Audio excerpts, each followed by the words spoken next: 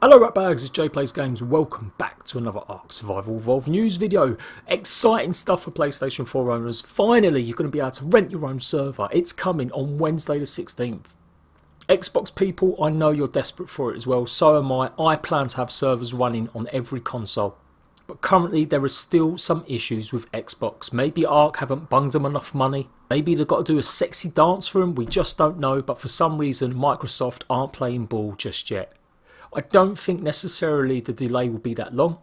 They could still come out in time for launch, and I really hope they do, since Conan Exiles has managed to actually get their own dedicated servers on Xbox for launch. So it seems a bit stupid that another game like ARK, which has been out on Xbox over a year, still can't actually get the servers up and running.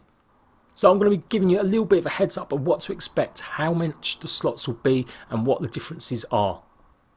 As well as that, I've got a couple just bits of info about dedicated servers. If you're still having problems or you think it's not working, don't worry. And Community Crunch 100 is here. No digest this week, so there's not a lot of actual real information, but we're going to go through it as well and just see what cool things people have been up to. So let's cut to the chase. Nitrado servers, official partners, they host every single official server for ARK Survival Evolved. They will be hosting it for the Xbox and the PS4 in the future. If you've never rented a dedicated server before, it can be a bit confusing. Ultimately, these providers don't have anything to do with the actual companies that make the game. Wildcard, ARK, etc. have no influence on how much the servers cost or any of the sort of rule states about slots, etc, etc. They just provide the means as to give license so these servers, these companies can rent them out. So if you rent a dedicated server from Nitrado or any other one else, you will actually go to them if there's a problem or an issue, not Wildcard. Obviously, if it's an official problem on official servers, then Wildcard is your actual friend. So go to Nitrado right here. There is a couple tabs you need to know or you want to look out. I'm going to leave the link for these down below. Go and check them out. They host my PC servers, so I can't wait to have all my servers under one roof, Xbox, PS4 and PC. And don't forget, if you want to join my dedicated servers, I am running a PS4 dedicated server starting on Wednesday. In fact, I'm running two, a PvE and a PvP server. You need to go onto my Patreon website to take a look on how you can join. But yeah, if you click on this one, get notified of availability. Just click show your interest. Literally type what one you want in, so you know what will go for Xbox One. I'm not a robot. And then sign up. And that is all you have to do. If it asks you for some more information, you just need to create an account. And just to show you how easy it is to set up an account, go to login, type your email, click on register, simply choose a username, pop your email in, pop a password, put your password again, and then register it. It's super easy. You of course will need some sort of payment method. Now, as far as I know, I've been talking to my guy who works for Nitrado and sorts out my servers for me. He has said that it's going to be pretty much exactly the same as PC for console. The only difference is that there won't be no whitelist option. You'll have to use a password every time you maybe want to join the servers. And of course there will be no mod support. If you're thinking this is a way that you'll be able to play mods, unfortunately not. But everything else will be exactly the same. If you want to host a procedurally generated ARK server, you can do that. If you want to make your own extinction style servers, you can do that. You just need to know how to use the settings on the normal actual screen. Pretty much everything you can do on PC, bar the actual mods or whitelisting, you'll be able to do on Xbox and the PS4. So if you click on actual games here, you can look at ARK Survival Evolved. So if you click on games and scroll down, you should see ARK Survival Evolved. Obviously it says PC at the moment, but like I said, it's going to be almost exactly the same as console, so click on it. So click public server, click change location, do it to whatever location you're obviously in. We're going to go Great Britain, London. Then all you got to do is choose how many slots, how many players you actually want to join your server. Now obviously it goes up to 200 at the moment, but remember the ARK ones may be capped. The more slots you have, the more expensive it is, and you need a minimum of 10 before you can actually rent a server out. And just for the purposes, we're going to go with 50 slots. And you can see there that's going to be £36 per 30 days.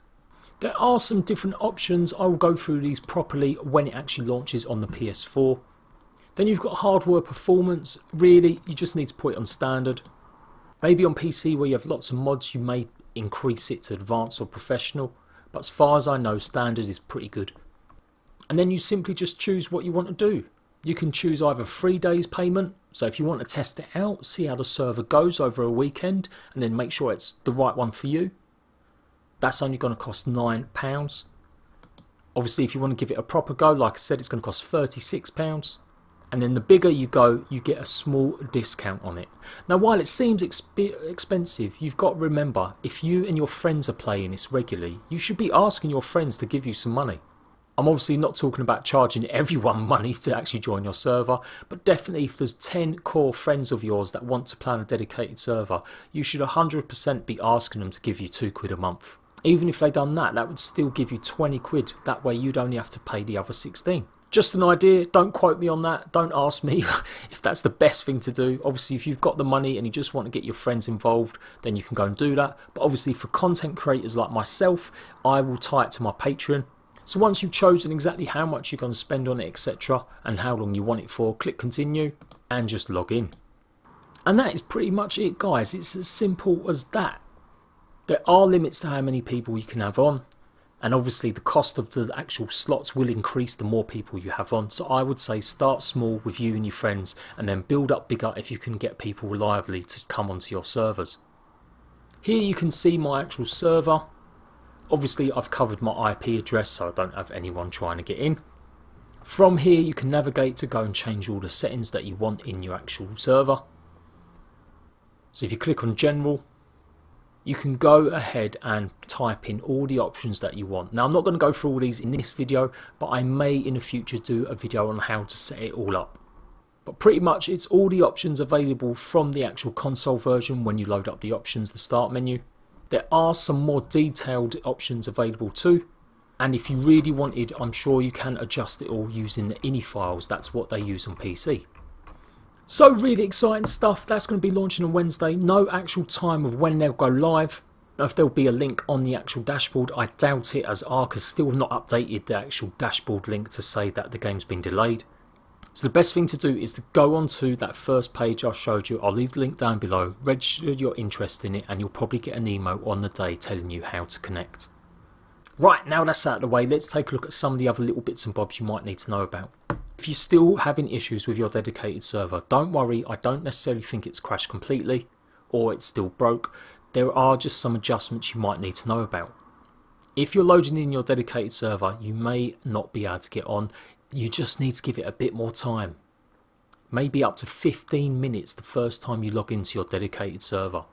This is because the game is actually spawning in thousands and thousands of dinos. This was what was causing the problems with the servers crashing, because too many dinos were spawning.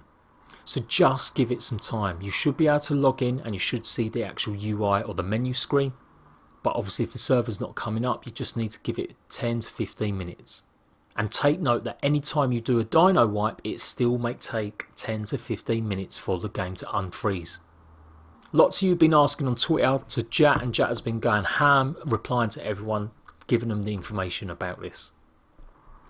If you're still having issues with trying to load up an old save, maybe you've got one but maybe there's still problems, you may be better off just starting a brand new one.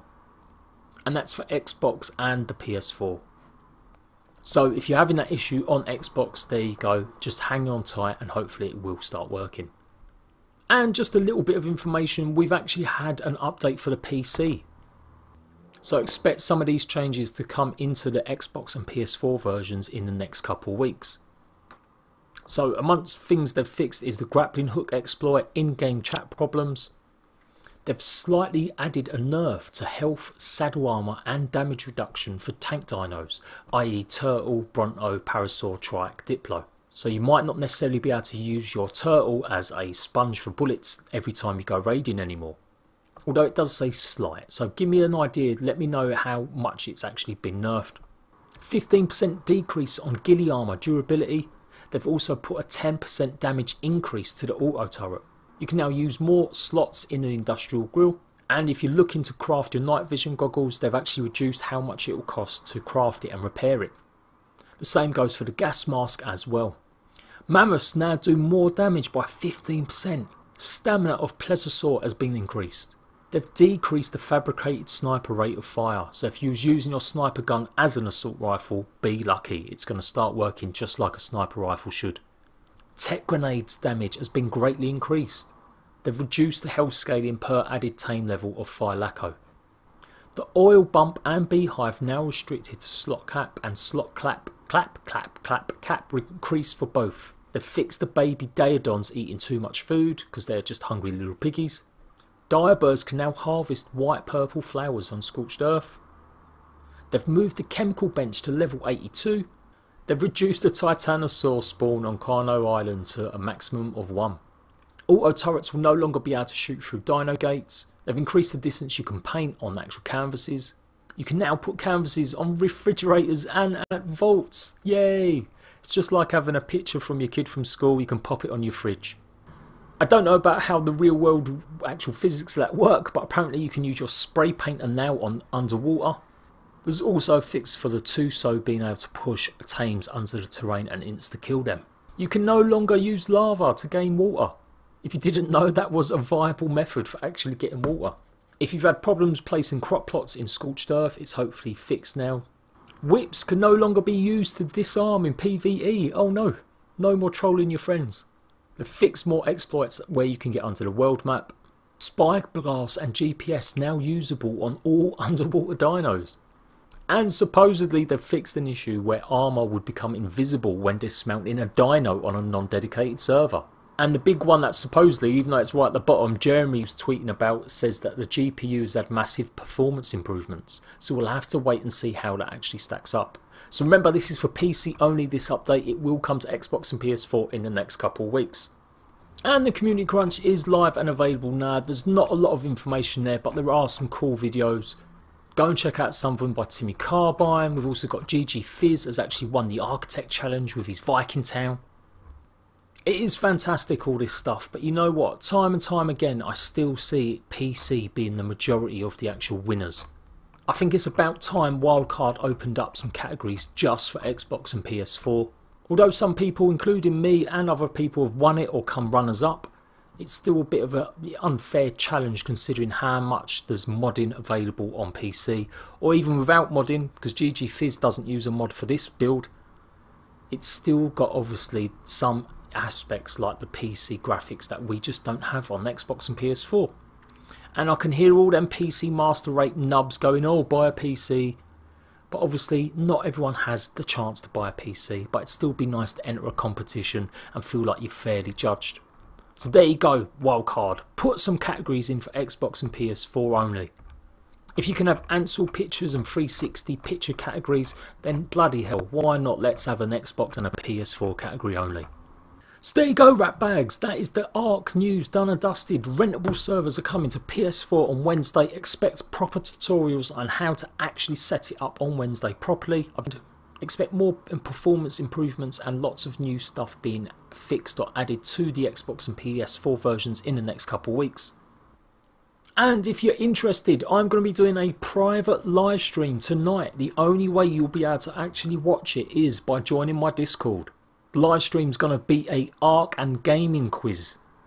So if you want to join and take part, make sure you're available at 9:30 UK time tonight. And you have to join the Discord to actually get access to the private live stream on YouTube. The link for that is down below. I will include a fresh one just in case. But go ahead and join it and take part in my actual live stream tonight. So I'm Jade Plays Games. I will see you ratbags for more ARK news very soon.